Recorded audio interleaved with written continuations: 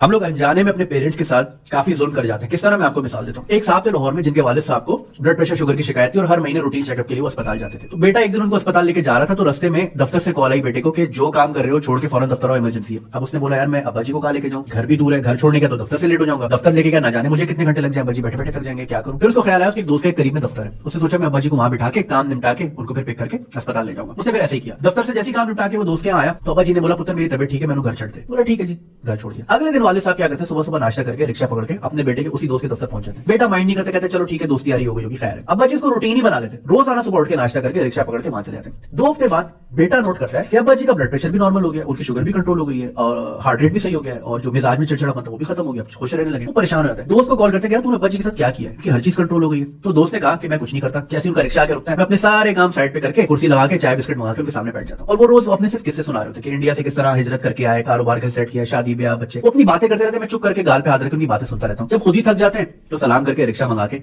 घर चले जाते हैं। मैं ये करता हूँ। बात उसका मकसद ये था कि बीमारी अपनी जगह और उनके इलाज के लिए दवाएं अपनी जगह, लेकिन अगर आप अपने वालिदैन को थोड़ा टाइम दे दो ना रोजाना की बुनियाद पे तो आधी बीमारियां तो वहीं हल हो जाए। मसला है कि आप अपने पेरेंट्स को टाइम नहीं देते। आप अपनी जिंदगी में देखें, मैं अपनी जिंदगी में देखूं, सुबह उठ के जल्दी जल्दी चाय पी के सलाम करके निकल जाते हैं, वापसी में आते हैं रूखा सा सलाम किया, कमरे में घुस के दरवाजा बंद, मोबाइल पे लग गए, बात ही नहीं करते अपने पेरेंट्स से। अगर हम बात करें तो आधे मसले वहीं हल हो जाए, नहीं करते। अगर घर आते हुए लेट हो रहे हैं तो बीवी को तो मैसेज कर देते हैं कि खाने में वेट नहीं करना, मैं खा के आऊंगा। माँ वेट करती रहती है, 11 साढ़े 11 12 बज जाते हैं। जो 10 बजे सोती है वो 12 बजे तक जागी हुई कि बेटा आएगा तो खाना कौन गर्म करके देगा। फिर हम कम्युनिकेट नहीं करते। फिर जब वो पूछती है खाना दूं, कहते नीचे खा लिया, आराम करो तुसी, एवं जागती नहीं वो।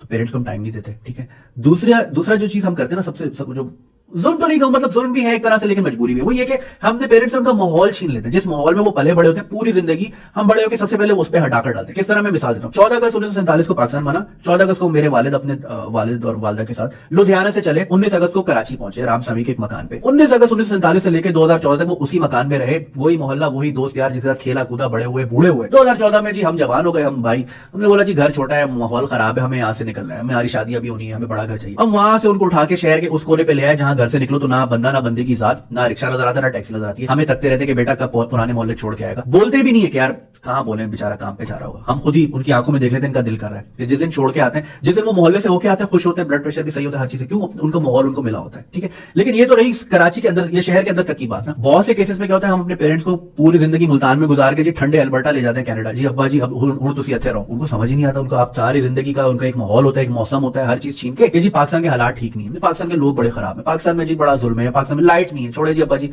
ऐसे कुछ नहीं है, तुसी उत्थे आओ, कनाडा आओ, लंदन आओ, दुबई आओ। उधर फिर हमारी जिंदगी इतनी मसरूफ है कि सुबह 4 बजे अगर गाड़ी सड़क पे नहीं आई तो दफ्तर के लिए लेट हो जाएंगे। 12-14 घंटे बाद ड्यूटी करके आते हैं, रुखा सा सलाम किया जी पड़ जाता। अभी तो चलो ये सहूलत है पेरेंट्स को कि पाकिस्तानी चैनल है वो टीवी देख सकते, लेकिन टीवी में भी क्या गंद भला ही आता है, ब्लड प्रेशर ही हाई होता है। 15 साल पहले तक तो ये भी सहूलत मौजूद नहीं थी, ना बात करने को उनके पास कोई, ना कोई आने। अभी तो चलो ये स्काइप, व्हाट्सएप कॉल, ये सारी है, उस जमाने में तो ये भी चीजें नहीं थी, बैठे रहते थे, क्या करें। चलो जी औलाद की खुशी तो हमारी खुशी। पेरेंट्स हमें जिंदगी भर पाल पोस के बड़ा करके हमें पर देते हैं, लेकिन जैसे ही हमें पर लगते हैं हम सबसे पहले उनके पर काट देते हैं, उनको पूरा डिपेंडेंट कर देते हैं, उनको फिर हम जकड़ लेते हैं कि जी बस अब यही है। वो भी खुशी खुशी मजबूरी में आके जी मान लेते हैं हमारी बात। फिर जब हम बाहर रहते हैं फिर कहते हैं छड्डो जी पाकिस्तान किसने जाना है, अभी ₹1,00,000 का टिकट है, ये है वो है, 10 मसाइल है, कहते चलो ठीक है जी। फिर उधर ही बैठे तो उधर खबरें आ रही होती है फलाने को कैंसर हो गया, फलाना फौत हो गया, उधर ही बैठ के अफसोस कर सकते हैं, रो सकते हैं, आ नहीं सकते, ठीक है ना। जो अफोर्ड कर लेते हैं वो आ जाते हैं, लेकिन हर किसी की तो ये कहानी नहीं है। तो हम ये बड़ा जुल्म करते हैं पेरेंट्स को, माहौल उनसे हम छीन लेते हैं। मगर मैं गलती आपको भी नहीं ठहरा रहा, क्योंकि जाहिर है अपने लिए भी तो जीना है, ठीक है ना। अपनी भी इंसान फिर अपनी औलाद का भी आगे भी सोचता है, फिर वो उस तरह देख रहा होता है। कहने का मकसद ये कि पेरेंट्स जो है ना, जहां आप पैदा होते हैं उनकी कुर्बानियां शुरू हो जाती हैं और मरते दम तक वो कुर्बानी ही देते रहे। खुद दाल खा के आपको कबाब और बोटी खिला खिला के बड़ा करते हैं और फिर जो है ना आप उन्हीं से सब कुछ छीन लेते हैं उनका। वो फिर भी खुश है कि चलो ठीक है पुत्र घर तो आता है ना, चलो वो भी ठीक है। हम बात ही नहीं करते उनसे, कितना हम जुल्म करते हैं अपने पेरेंट्स के साथ। देखिए जिंदगी बैलेंस का नाम है, काम अपने भी करने, नौकरी भी करनी है, लेकिन देखें जी पेरेंट्स जिनकी वजह से आज हम सब कुछ हैं, थोड़ा वक्त उनको भी देते हैं तो दुआ ही देते हैं, आगे से और कुछ नहीं दे सकते। ख्याल रखिएगा अपना, अपने पेरेंट्स।